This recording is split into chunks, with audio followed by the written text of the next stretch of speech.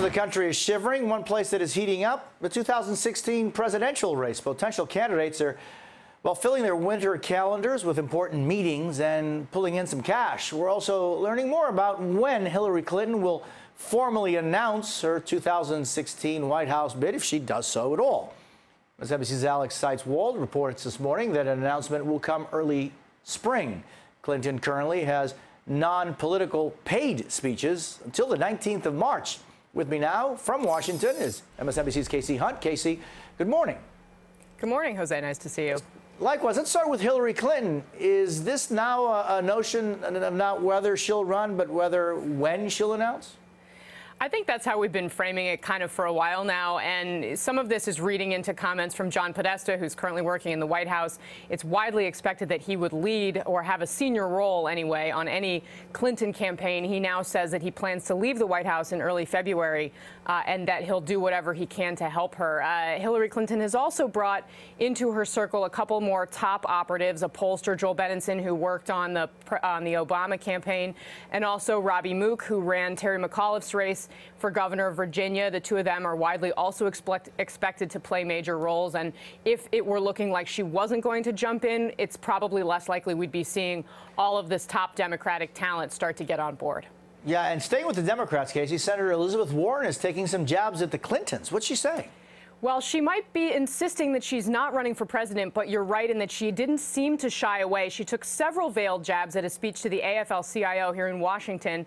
She said that the system is rigged, and she made veiled references to when Bill Clinton was president in the 90s, because he sort of ran against, quote-unquote, big government and pushed for more deregulation of the financial sector. And that, of course, is something that doesn't line up very well with where the party's liberal base is. And that's what Warren focused on in this speech. She also criticized or made a veiled reference to Hillary Clinton's formerly sitting on the board of Walmart, which is, of course, a company that's headquartered in Arkansas, their home state, but has now, to a certain extent, come to represent all of the struggles for those who are trying to raise their wages as this economy is still trying to recover. Now, let's go Republican side. Mitt Romney met with key members of his 2012 team last night. There's still some suggestions swirling that he'll run a third time. What do you make of that?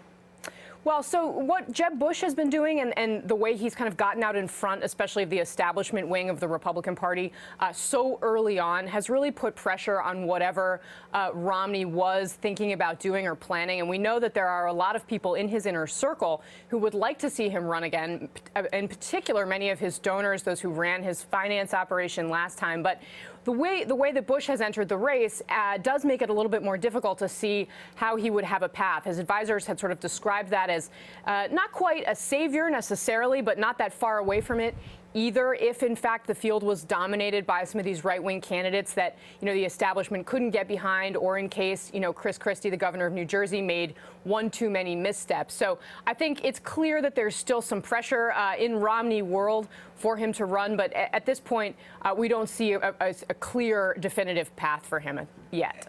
And meanwhile, Jeb Bush takes more and more steps, right? He does. He held the first of his major fundraisers this week in Greenwich, Connecticut. And actually, the local press up there is reporting that he took swipes at Hillary Clinton, saying that, quote, if someone wants to run a campaign about 90s nostalgia, it's not going to be very successful. So that actually, from the Republicans, almost the same as what we heard from Elizabeth Warren. Now, Bush, of course, is going to have to wrestle with his own nostalgia or lack thereof for his brother's leadership in the 2000s.